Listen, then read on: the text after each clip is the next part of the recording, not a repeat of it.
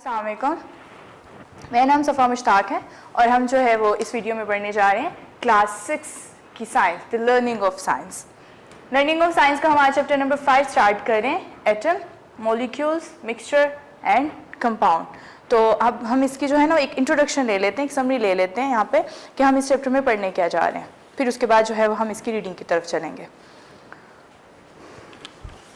हमारी जो नेचर है, जितनी भी चीज़ें हैं इसके अंदर, वो सारी मिलके बनी हुई हैं डिफरेंट मटेरियल्स की।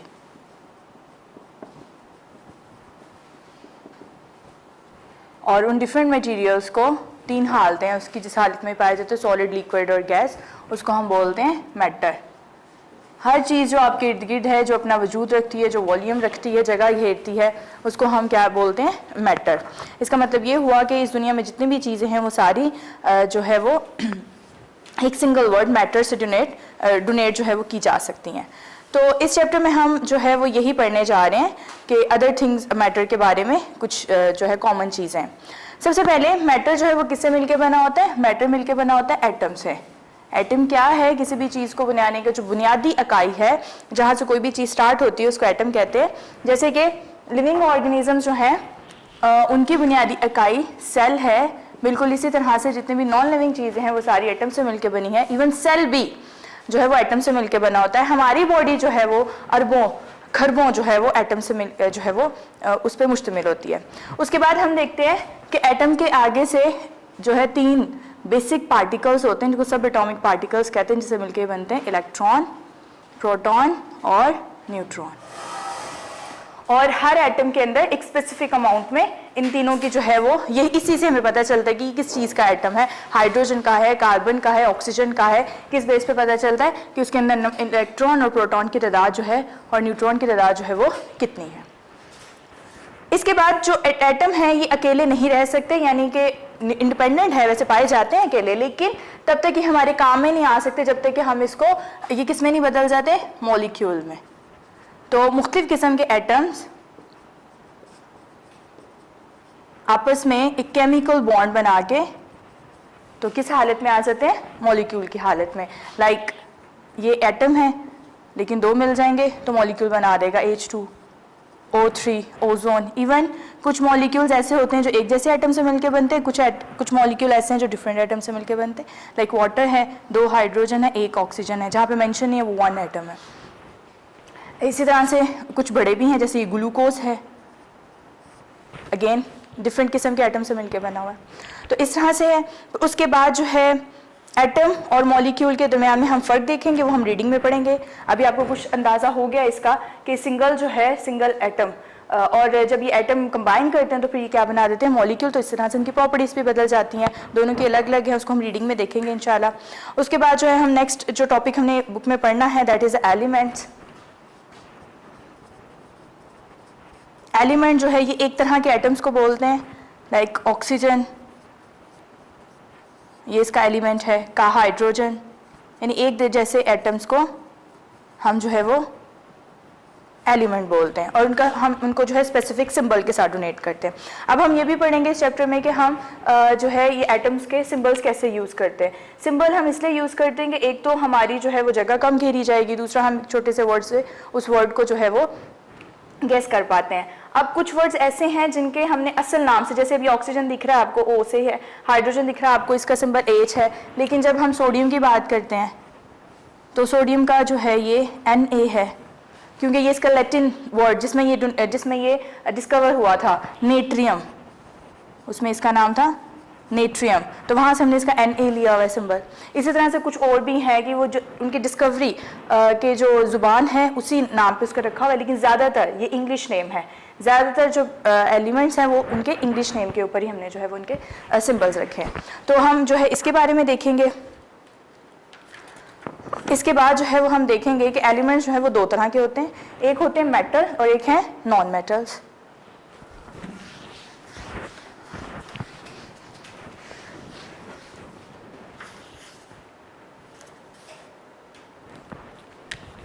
एलिमेंट्स को हमने डिवाइड किया है दो कैटेगरीज में, मेटल्स और नॉन मेटल्स। तकरीबन 75% जो अभी तक जो एलिमेंट्स हमें पता है उसमें वो मेटल्स हैं, और बाकी रिमेनिंग जो है वो सारे के नॉन मेटल्स हैं। इनकी कैरेक्टरिस्टिक्स हैं कुछ सेपरेट, जिनकी वजह से हम इनको जो है वो पहचान पाते हैं, जैसे आयरन है, एल्यूमिनियम है, गोल्ड है, यानी ब्रिटल, चमकदार और डक्टाइल होते हैं, यानी आप इनको किसी भी शेप में मोल्ड कर सकते हैं, लेकिन ब्रिटल होते हैं। और बाकी सारे जो हैं इसमें जो चीज़ें हमें रॉक्स वगैरह से मिलती हैं, सल्फ़र है, फॉस्फोरस है, हाइड्रोजन, ऑक्सीजन, ये सारी चीज़ें जो हैं ये क्या हैं, नॉन मेटल्स। तो इसके बाद जो इसका मेन है डिफरेंस मेटल्स और नॉन मेटल्स का, मज़ीद वो हम रीडिंग में पढ़ेंगे। इसके बाद आगे है एलिमेंट्स का इस्तेमाल, मुख्तलिफ़ किस्म के एलिमेंट, जैसे सिल्वर के बारे में आपकी बुक में मेंशन है, इसके हम लोग यूजेस पढ़ेंगे। ज़्यादातर हम इसको इस्तेमाल करते हैं ऑर्नामेंटल्स में भी, ज्वेलरी में इस्तेमाल करते हैं। इसके अलावा जो है हम इसको इंस्ट्रूमेंट्स बनाने के लिए इस्तेमाल करते हैं, कार की बॉडीज़ बनाने के लिए इस्तेमाल करते हैं। और इसके साथ जो है नेक्स्ट गोल्ड है। गोल्ड के बारे में भी हम जानते हैं, इसको ज़्यादातर जो है वो मॉनेटरीली इस्तेमाल किया जाता था ना, मनी के लिहाज से भी, उससे एक्सचेंज के लिए, ट्रेड के लिए इस्तेमाल किया जाता था। और अभी भी जो है वो इसकी काफ़ी डिमांड है, हम इसको ज्वेलरी में इस्तेमाल करते हैं, डेंटल वर्क में भी इवन इस्तेमाल करते हैं, सिल्वर को भी इस्तेमाल किया जाता है डेंटल वर्क में। फिर इसके अलावा प्लेटिंग की जाती है, यानी कि ऊपर सिर्फ उसका पानी चढ़ाया जाता है कुछ उसके ऊपर, इंस्ट्रूमेंट्स के ऊपर, इन सारी चीज़ों को इस्तेमाल करते हैं। फिर उसके बाद अगर आप गोल्ड, प्योर जो गोल्ड इस्तेमाल नहीं होता, इसके अंदर हम लोग इम्प्योरिटी को करके इसको हैंडल कर पाते हैं कि हम इससे ये चीज़ें बना पाएँ। फिर हम इसके लिए यूनिट इस्तेमाल करते हैं कैरेट का, तो उसमें हम जो है वो इसको क्या करते हैं, इसको मैयर करते हैं। फिर उसके बाद है कॉपर, जिसको दूसरे लफ्ज़ों में तांबा कहते हैं, तो इसका भी जो है इस्तेमाल है, इससे भी हम लोग जो हमारे कॉइन्स हैं ये हम लोग बनाते हैं। बिजली का अच्छा कंडक्टर है ये भी, इसलिए हम इसको एज आ इलेक्ट्रोड या फिर कंडक्टर के तौर पे भी इस्तेमाल करते हैं वायर्स वगैरह के अंदर। इसके बाद जो है इसके अलावा जो हमारी वो सामान होता है किचन का, कुकवेयर, खाना पकाने वाला, वहाँ पे भी इसको इस्तेमाल किया जाता है, इसको ब्रॉन्ज के साथ। इसके साथ जो है लेड है, लेड जो है ये साउंड को बहुत अच्छा अब्जॉर्ब कर लेता है, तो इसलिए जो है हम इसको इस्तेमाल करते हैं, बैटरीज़ के अंदर भी इस्तेमाल किया जाता है इसको। और इसके अलावा ये भी हाईली मलेबल है, डक्टाइल है। तो इसके साथ जो है एल्यूमिनियम है, ये सारे हम लोग अभी देखेंगे, हम सिर्फ एक ओवरव्यू ले रहे हैं इसका, रीडिंग में इसकी डिटेल पढ़ेंगे हम। एल्यूमिनियम है, एल्यूमिनियम भी जो है ये सिल्वरी वाइट मेटल है, और सॉफ्ट है, लाइट है, नॉन टॉक्सिक है ये भी, और इसकी भी थर्मल कंडक्टिविटी बहुत ज़्यादा है, मतलब कि ज़्यादा हीट को जो है वो बर्दाश्त कर सकता है, इसलिए हम इसको भी उन चीज़ों में इस्तेमाल कर सकते हैं। मतलब हम इससे बर्तन वगैरह भी बनवाते हैं, कुकिंग के जो हमारी हैं वो भी इस्तेमाल करते हैं, डेकोरेशन के लिए इसको इस्तेमाल किया जाता है। फिर हमारे जो एयरक्राफ्ट्स हैं, एरोप्लेन्स वगैरह, उसमें इस्तेमाल किया जाता है। रॉकेट्स बनाए जाते हैं, इससे बॉडीज़ बनाई जाती हैं व्हीकल्स वगैरह की, उसमें इसको इस्तेमाल करते हैं। सबसे ज़्यादा पाया जाने वाला ये एलिमेंट है जो कि अर्थ क्रस्ट में पाया जाता है, इससे इसको हम बहुत ज़्यादा इस्तेमाल करते हैं। इवन यहाँ पे जो आपकी क्लासरूम में वाइट बोर्ड्स लगे हैं उसके साइड पे जो लाइनिंग होती है वो भी एल्यूमिनियम की जाती है। फिर इसके बाद जो है सल्फर है, इसको दूसरे लफ्ज़ों में गंधक कहते हैं। ये किसी भी मुल्क की जो तरक्की है, डेवलपमेंट है, उसके लिए बहुत ज़रूरी होती है। इसका अंदाज़ा इस चीज़ से लगाया जाता है कोई मुल्क कितना तरक्की याफ्ता है या तरक्की कर रहा है, इसकी इस बात से अंदाज़ा लगाया जाता है तो वहाँ पे सल्फ़र की प्रोडक्शन कितनी ज़्यादा है। तो ये एक पेल येलो कलर का है, ब्रिटल है, इसकी बदबू नहीं है बिल्कुल, और पानी में ये हल नहीं होता, तो इसको हम इस्तेमाल करते हैं गन पाउडर में, इसके अलावा अद्वियात में इस्तेमाल करते हैं हम इसको। फिर से सल्फ्यूरिक एसिड बनाया जाता है, खादें बनाई जाती हैं इससे। तो इसके साथ है नेक्स्ट हमारे पास जिंक। जिंक जो है ये एक ब्लू वाइट कलर का मेटल है, थोड़ा लो टेम्परेचर पे, यानी कि नाजुक है, इतना ज़्यादा टेम्परेचर बर्दाश्त नहीं कर पाता, बहुत थोड़े टेम्परेचर पे जो है वो इसमें तब्दीली जो है वो शो होना शुरू हो जाती है। मेलेबल भी बहुत ज़्यादा है, इलेक्ट्रिसिटी का बड़ा अच्छा कंडक्टर है, और दूसरे नंबर पे हम इसको अलॉय के तौर पे इस्तेमाल करते हैं, दूसरी मेटल्स के साथ मिक्स करके इसको यूज़ में लाया जाता है। और इसके साथ जो है मेडिसिन में भी इसका बहुत यूज़ है, क्योंकि हमारी ह्यूमन बॉडी के अंदर भी जिंक का जो है वो बहुत जो है वो इम्पोर्टेंट किरदार है। इसी तरह से ये तो सारे हमने पढ़े थे जो ये सारे मेटल्स हैं। उसके बाद मेटेलिक क्लस्टर रखते हैं। इसके बाद जो है नॉन मेटल्स हैं, उसमें जो है वो मुख्तलिफ़ किस्म की गैसेस के बारे में हम पढ़ेंगे। उनमें कौन कौन सी हैं? नाइट्रोजन गैस है। नाइट्रोजन गैस हवा में सबसे ज़्यादा पाई जाती है, सबसे ज़्यादा पाई जाती है। इसको हम एक्सप्लोसिव्स में भी इस्तेमाल करते हैं। इसके अलावा जो है फर्टिलाइज़र्स में, फूड्स में और इवन यहाँ के पॉइजन्स में भी इस्तेमाल की जाती है। ये जो वार के दौरान में आंसू गैस इस्तेमाल की जाती है उसमें भी इसको इस्तेमाल किया जाता है, चुभती है ये आँखों में। फिर उसके बाद ऑक्सीजन है। ऑक्सीजन हमें पता है ये हमारी ज़िंदगी के लिए बहुत ज़रूरी है, सेकेंड मोस्ट जो है अबंडेंट गैस है ये एटमॉस्फेयर के अंदर, और ये तमाम ऑर्गेनिजम्स को रेस्पिरेशन के लिए बहुत ज़रूरी है। देन हाइड्रोजन है।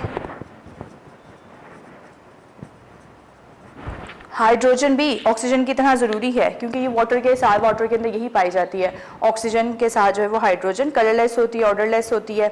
इसके अलावा जो है ये जलाने के काम भी आती है, कंबस्टेबल है। रॉकेट फ्यूल्स के अंदर इसको इस्तेमाल किया जाता है। जो एयर बलून्स हैं जो हम इस्तेमाल करते हैं उनके अंदर भी फ्यूल के तौर पर इसको इस्तेमाल किया जाता है। स्पेस शटल के अंदर फ्यूल के तौर पर इस्तेमाल किया जाता है। स्पेस शटल किसको कहते हैं कि अगर आप जो चीज़ें भेजना चाहते हैं, रॉकेट, सैटेलाइट्स वगैरह, हम उसके लिए अक्सर स्पेस शटल को इस्तेमाल करते हैं। ये वहाँ रहता नहीं है ज़्यादा देर, खुद अपनी मियाद पूरी करके 2 दिन 3 दिन बाद रिटर्न आ जाता है, लेकिन उस चीज़ को वहाँ पे छोड़ आता है। तो हम इसके लिए भी इसको इस्तेमाल करते हैं। तो उसके अंदर जो ईंधन इस्तेमाल होता है वो हम हाइड्रोजन का ही करते हैं। उसके बाद कार्बन है। कार्बन भी फ्यूल के तौर पर इस्तेमाल होता है। हर वो चीज़ जिसके अंदर कार्बन हो वो जल सकती है। और इसके अलावा जो है इसकी जो प्योर फॉर्म हमारे पास मौजूद है वो डायमंड और ग्रेफाइट के तौर पर इस्तेमाल होती है, मौजूद है। ये प्योर हालत है। इसके अंदर सिर्फ दोनों के अंदर हमें कार्बन मिलता है प्योर, लेकिन सिर्फ उनकी जो है स्ट्रक्चर है वो डिफरेंट होने की वजह से ये सबसे ज़्यादा हार्ड है और ये सबसे ज़्यादा नरम है। डायमंड जो है ये हार्ड है, इसको जेम स्टोन्स के तौर पर इस्तेमाल किया जाता है और कीमती पत्थर है ये। और इसके अलावा जो ग्रेफाइट है ये बहुत नरम होता है, स्लिपरी होता है। ये आपके पेंसिल के सिक्के के अंदर, पेंसिल का जो सिक्का है आपका, लेड पेंसिल, वो भी ग्रेफाइट से मिलकर बना होता है। इसके बाद जो है नेक्स्ट हमने जो पढ़ना है बुक में, दैट इज़ मिक्सचर का टॉपिक पढ़ेंगे हम।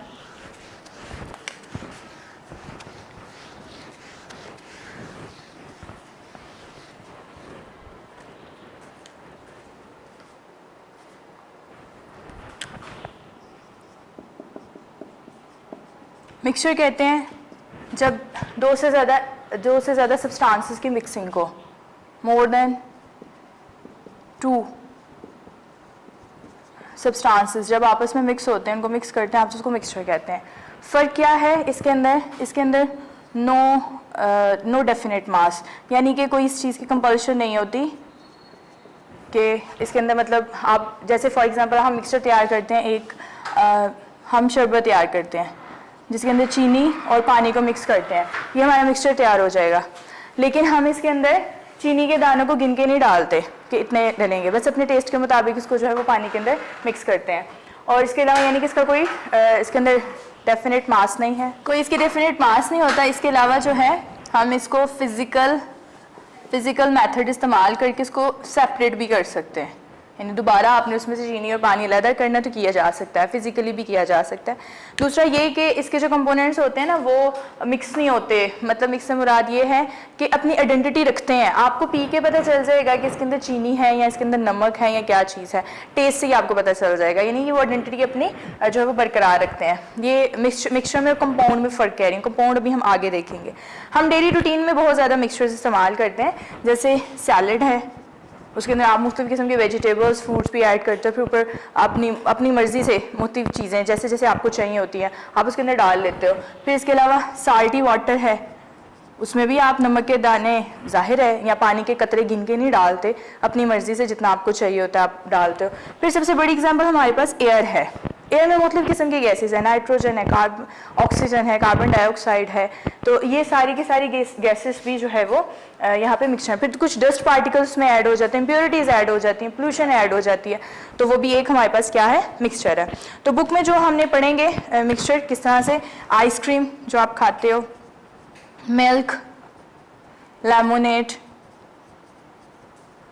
विनेगर, सिरका, ये सारे के सारे क्या है, ये सब जो है ये मिक्सचर्स हैं। तो हम लोग मिक्सचर्स डिस्कस कर रहे हैं। आइसक्रीम, मिल्क, लेमनेड, विनीगर है, इसके साथ जो है ग्लास है, एयर है। तो ये सारी एग्जांपल्स जो है अभी हम जब रीडिंग के दौरान जो है वो दोबारा देखेंगे कि किस तरह से ये मिक्सचर है। अब हमने एक बात बोली, हमने कहा कि हम मिक्सचर्स को जो है ये फिजिकल मेथड्स को यूज़ करके हम इसको सेपरेट कर सकते हैं, इसके कंपोनेंट्स को। तो कौन कौन से तरीके हैं वो हम डिस्कस करेंगे। हम एक ओवरव्यू देखते हैं उसका। पहला मेथड है फिल्ट्रेशन। फिल्ट्रेशन में क्या किया जाता है कि एक जो है वो नेट यूज़ की जाती है। वो नेट जो है मतलब वो बारीक सी, वो कोई कपड़ा भी हो सकता है बारीक सा, उसको ऑपरेटर्स के अंदर, ये डिवाइस के अंदर जो है वो यूज़ करते हैं।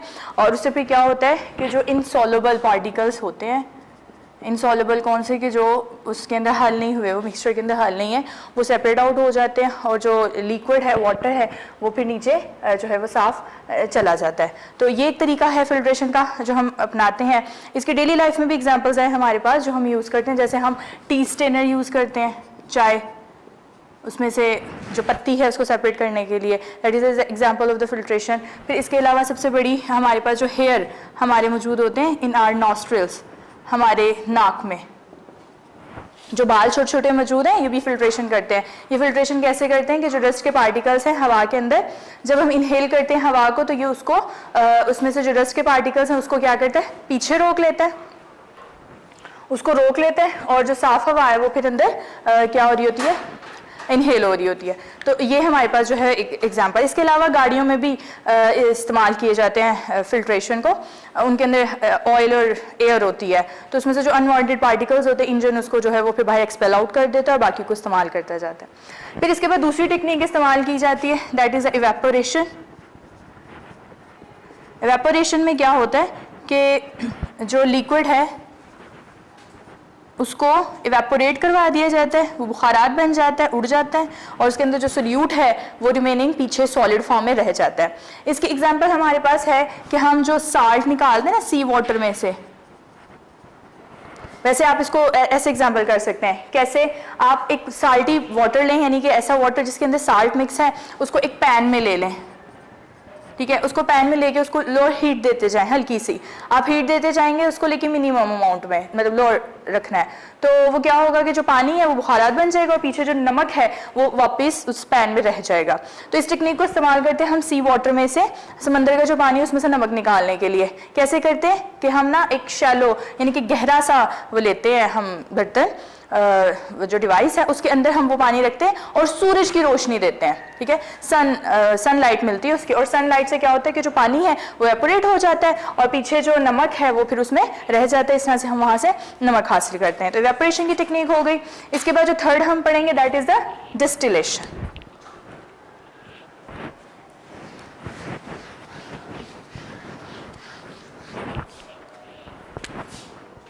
Third is the distillation.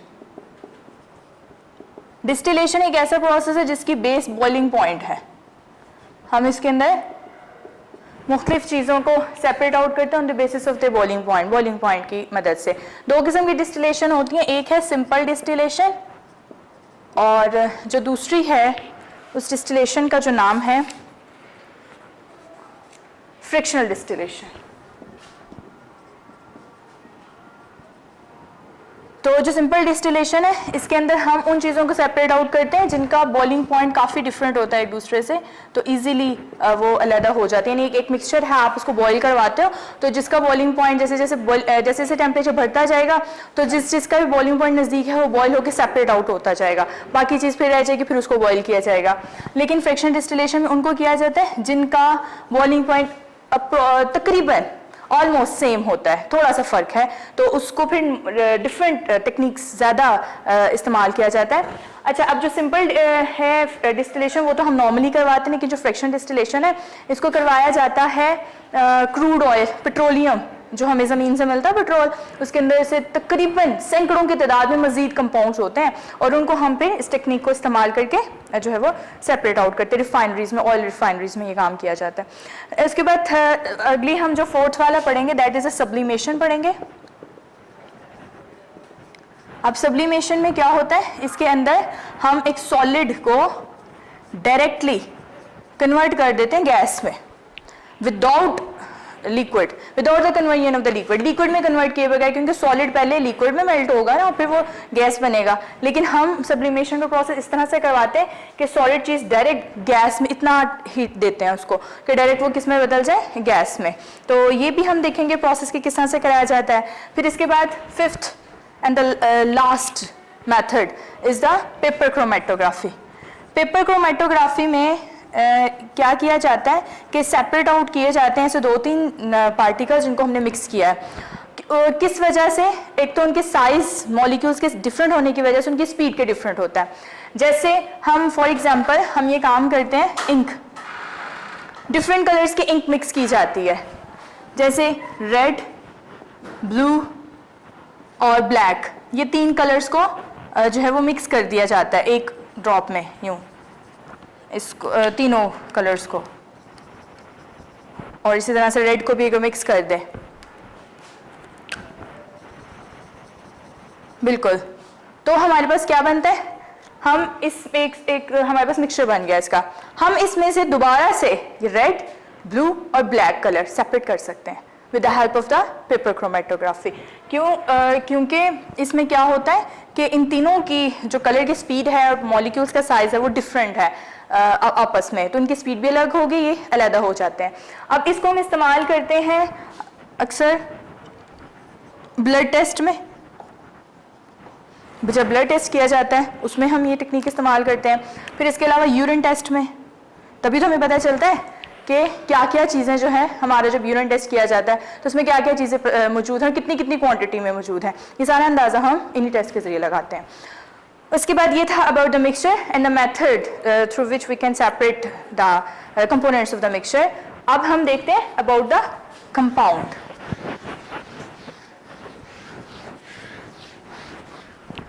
Compound की मैं आपको डेफिनेशन बताऊं, जैसे मिक्सचर की हमने पढ़ी थी, कंपाउंड भी क्या होता है, more two or more than 2, इसके अंदर एलिमेंट्स जो है वो कंबाइन होते हैं डिफरेंट क्वांटिटी में, उसको हम क्या बोलते हैं, कंपाउंड। दूसरी नंबर पे फिक्स रेशियो होती है इसमें और फिक्स मास होता है, और हम इसको जो है वो नहीं कर सकते फिजिकल मेथड्स को इस्तेमाल करके हम इसको सेपरेट नहीं कर सकते, no physical method for the separation.